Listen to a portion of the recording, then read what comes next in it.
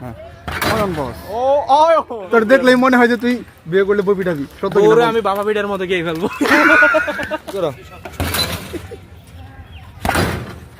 আসসালামু আলাইকুম, আশা করি সকলে ভালো আছেন। আলহামদুলিল্লাহ, আল্লাহর রহমতে আমিও বেশ ভালো আছি।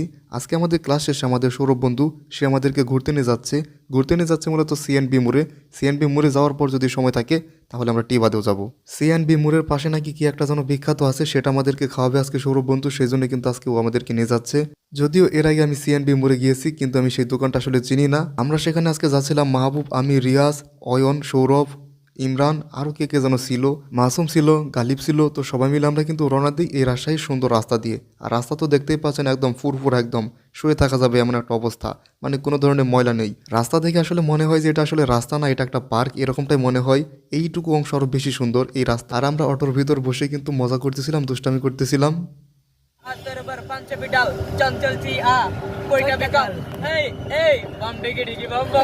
কোথাও রিয়াজ থাকবে আর সেখানে দুষ্টমি হবে না, সেটা তো হয় না। আমাদের ক্লাসে কিন্তু একটু দুষ্টু বা রসিক টাইপের পোলাপান, ও খুবই ভালো পোলাপান। তোকে কিন্তু আমি ছবি তুলে দিচ্ছিলাম। আমরা দোকানে আসছিলাম, কিন্তু দোকানে সেই খাবারটা কিন্তু এখনো প্রস্তুত হয়নি, সেই জন্য কিন্তু আমরা ছবি তুললাম এবং সিএনবি মোড়ে আসলাম। সিএনবি মোড়ে এসে আমরা হাঁটতেছিলাম এবং ছবি তুলতেছিলাম।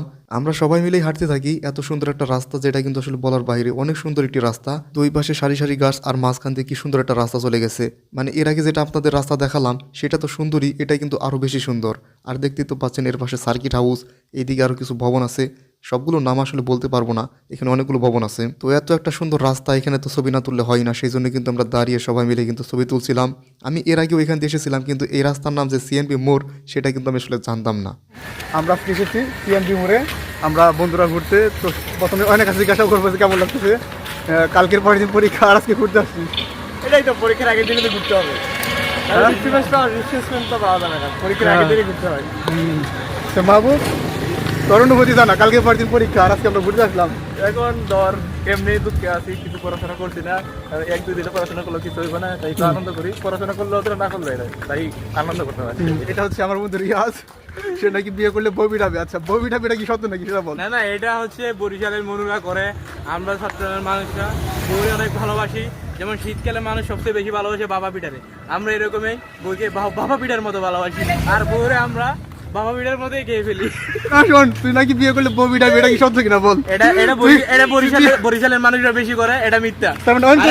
করবি না, তুই বিয়ে করলে বউ পিটাবি কিনা সেটা বল। না, এগুলো চট্টগ্রামের মানুষরা করে না, কারণ বরিশালের মনুরা বেশি করে। এই অয়ন, সত্যি কিনা বল।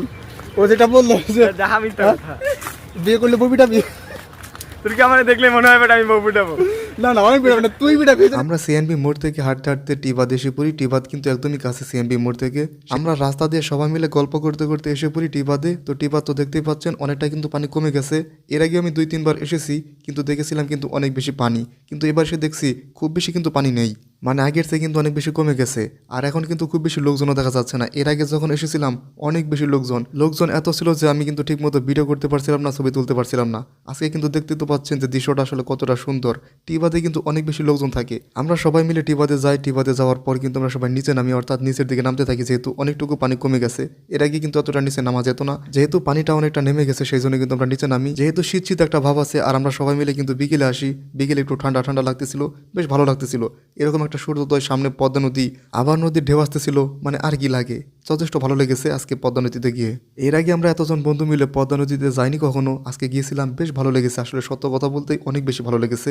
সবাই মিলে অনেক ছবি তুলেছি, মজা করেছি, আড্ডা দিয়েছি, গল্প করেছি। এছাড়াও আমাদের মাঝে তো রিয়াজ আছেই, সে কিন্তু অনেক দুষ্টামি করে, দুষ্টু কথা বলে।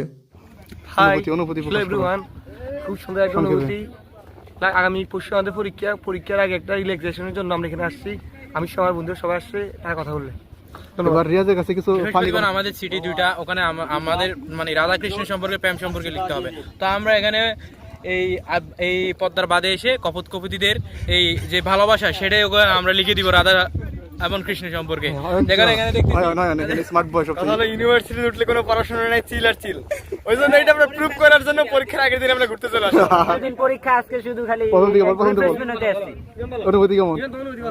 Just looking like a wow. আমাদের বন্ধুরা আছে সবাই শাহরুখ খান হয়ে গেছে পদ্মা পাড়ে এসে, কিন্তু কোনো গার্লফ্রেন্ড নাই কারো কাছে, কারোর সাথে গার্লফ্রেন্ড কি? এরকম বন্ধু দেখলে আমরা সবাই এখানে গার্লফ্রেন্ড। না এরকম বন্ধু দেখলে আমার গার্লফ্রেন্ড লাগে বলো তোমরা? লাগে না, বুঝছো? গার্লফ্রেন্ড লাগে কাদের? মাইন্ডের। মাইন্ডের গার্লফ্রেন্ড লাগে, আজমলের গার্লফ্রেন্ড লাগে, কবির মতো ছেলেদের গার্লফ্রেন্ড লাগে, আমাদের গার্লফ্রেন্ড লাগে না, বুঝছো? কারণ কারণ আমাদের বন্ধুরা আছে। অয়ন গার্লফ্রেন্ড লাগে না? গার্লফ্রেন্ড আমার বউ লাগবে।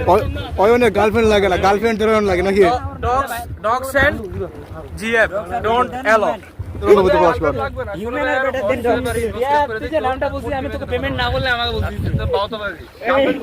তো নিতে চাই কিন্তু ও থাকতেছে না। ছেলেদের বিয়ে হচ্ছে না, এজন্য আমি অনেক কষ্ট আছি। তো সিআরের বিয়েটা আমি ফাইনাল করতেছি। আচ্ছা সিয়ার কবে বিয়ে করছো? হ্যাঁ কবে বিয়ে করছো? করবো কোন 2050 সালের দিক। 2050 সালে কত বছর? ইনশাআল্লাহ আগামী 31শে ফেব্রুয়ারি 2026 আমার বিয়ে। তোমাদের সবার দোয়া।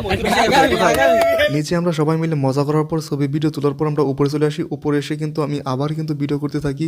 এর আগে আমি এখানে যতবার এসেছি আজকে আমি সবচেয়ে কম লোক দেখেছি। যদি আমরা বুধবারে গেছিলাম, বৃহস্পতিবার বা শুক্রবার বা শনিবার গেলে আরও বেশি হয়তো লোক দেখা যাবে, বা আরেকটু সন্ধ্যা হলেই আরও বেশিরভাগ লোক বেড়ে যাবে। তারপর বন্ধুরা সবাই সামনে এসে তারা পেশি শক্তি পরীক্ষা করছিল। হ্যালো এভরিওয়ান, আমাদের বাহাত্তর বেসের রোমান্স রিয়াজ, চাটগিয়া রিয়াজ, এখন সে তার শক্তি পরীক্ষা দেবে। হ্যাঁ রিয়া শুরু করো। দাঁড়া দাঁড়া দাঁড়া, এখানে দেখা যাচ্ছে, সমস্যা নাই। দেখি কত হয়, রিয়াজের ওজন কত হাতে? রিয়াজ অনেক দুর্বল, রিয়াজ অনেক দুর্বল, সে অনেক যেরকম শক্তিশালী বোঝা যায় কিন্তু শক্তিশালী নাই রকম। দে দিবি দিবি দাদা, দে, সমস্যা নাই, দে দে দে, তুই দে বেটা, দে দে, তুই দে। এই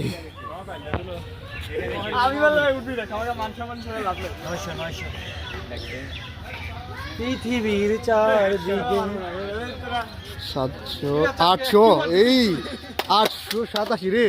এই তোর সাইডে দেখছিস ও কত ভালো মারছে? যা যা, এই অয়ন যা, এই তুই মারবি, যা মার, যা। এই তুই প্রথম বলছিস, হ্যাঁ মার, দেখবো উঠবে উঠবে। এখন সকল মেয়েদের কাজ অয়ন দিবে। এখন দেখি অয়ন, অয়ন, অয়ন দাও। হ্যাঁ অয়ন বস, ও অয়ন দেখি 300 অয়ন 400 দেখি কত হয়, দেখি। 500 581। এখন আমাদের মধ্যে ক্যামেরা বেড়ে থাকতে চাই গালিব, কবি, কবি দিবে এখন, দেখি কবি কত ওঠে। কবি সাহেব, আচ্ছা আচ্ছা, কবি সাহেব দান। বাংলা ডিপার্টমেন্টের লিজেন্ড কবি আসাদুল্লাহ আল গালিব আমাদের বন্ধু। মাল সরো। হ্যাঁ আইরি গালিব, কি মারছিস রে? দেখি কত উঠে? 600 700 772। আর আমার কিন্তু শক্তি হয়ে গেছে। এই মাপ মারবে, এই মার মার মার মার মার। আমি 900 আসা রে। ওই মাবু,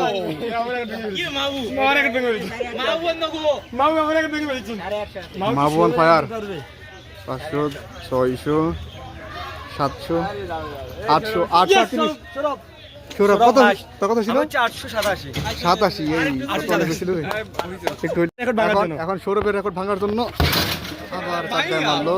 তারা তারা তারা তারা, আমি দিতেছি দিতেছি। সৌরভের রেকর্ড ভাঙার জন্য সিবাত মারলো আর রিয়াজ মারলো, দেখি কত হয়।